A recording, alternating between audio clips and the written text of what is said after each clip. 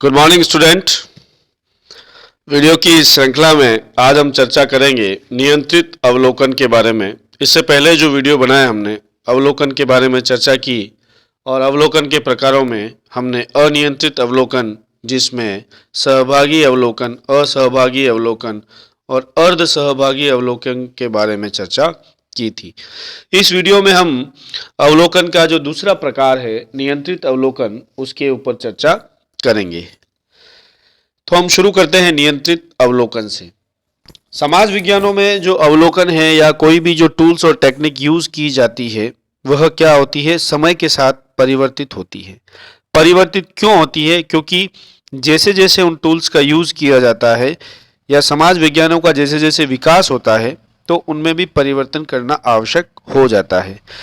परिणाम स्वरूप क्या हुआ कि जो अनियंत्रित अवलोकन है उसमें भी कुछ कमियां थी, जैसा हमने पिछले वीडियो में चर्चा किया था, और उन कमियों को दूर करने के लिए क्या हुआ, नियंत्रित अवलोकन प्रकाश में आया या उसका विकास हुआ।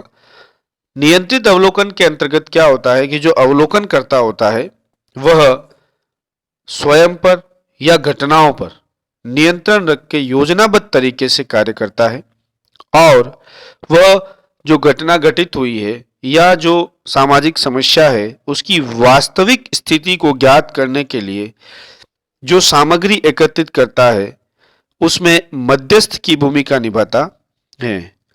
तो कुल मिलाकर जब सामग्री जो है वह साधन के रूप में एकत्रित करता है और संग्रहण करता है और तटस्थ और वैषयिकता जो है वह उसमें बनी रहती है और इससे क्या होता है, उसका सत्यापन जो है वह सरलता से हो जाता है।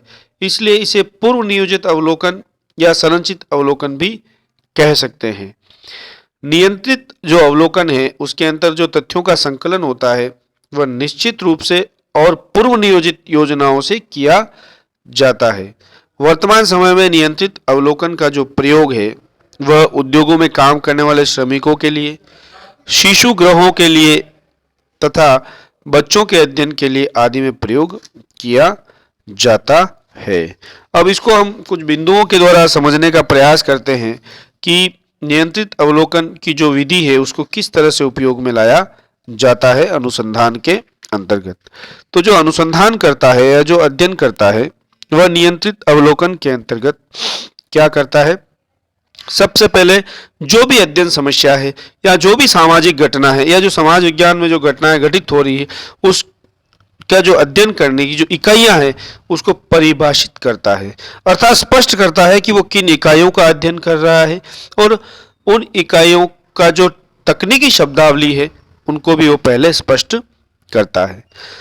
इसके बाद वह दूसरा कार्य क्या करता है, अवलोकन के संबंधित तथ्यों का चुनाव करता है, अर्थात जो अवलोकन वो कर रहा है समस्या से संबंधित अवलोकन करता उसके तथ्य किस तरह से वो संकलित करेगा उसका चुनाव करता है। तीसरा बिंदु है अवलोकन की दशाओं, व्यक्तियों, समय तथा स्थान का निर्धारण करना। जब अवलोकन करते हैं हम लोग तो उस अध्ययन विषय से संबंधित जो व्यक्ति हैं या जो स्थान है या जो समय है उसका निर्धारण करने का कार्य कौन करता है, अवलोकन करता है, अर्थात उसका पूरा नियंत्रण रहता है उसके ऊपर कि किस तरह से वो अध्ययन पूरा प्रायोजित रहेगा। अगला बिंदु है सूचियों को लेखबद्ध करना। लेखबद्ध करने का मतलब है कि उसके ऊपर व्यवस्थित रूप से राइटिंग्स करना, अर्थात व्यक्ति जब फील्ड में जाता है क्षेत्रीय अवलोकन करता है और जो समस्या है उससे संबंधित जानकारी प्राप्त करता है और उसको क्या करता है, लिखता है। तो अर्थात जो भी संकलित सामग्री है उसको वो क्या करता है, सूचीबद्ध करता है या लेखबद्ध करता है। अगला बिंदु है अवलोकन में प्रयुक्त होने वाले यंत्रों का निर्धारण करना। नियंत्रित अवलोकन के अंतर्गत जो यंत्र प्रयोग किए जाते हैं जैसे फोटोग्राफ हो गए, नक्शे हो गए, टेप रिकॉर्डर हो गए, अनुसूचियां हो गई आदि का निर्धारण करने का कार्य भी कौन करता है, अवलोकन करता है।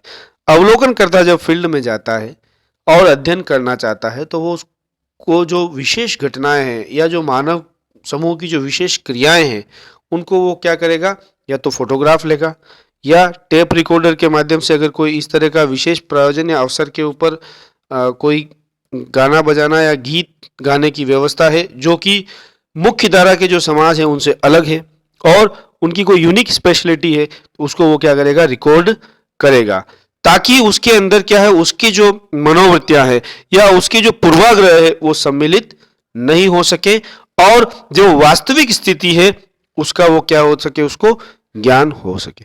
कुल मिलाकर नियंत्रित अवलोकन के अंतर्गत जो अवलोकन करता होता है वह पूरी तरह से वस्तुनिष्ठ रहने का प्रयास करता है, जिससे क्या होता है, अध्ययन की प्रामाणिकता और विश्वसनीयता बनी रहती है।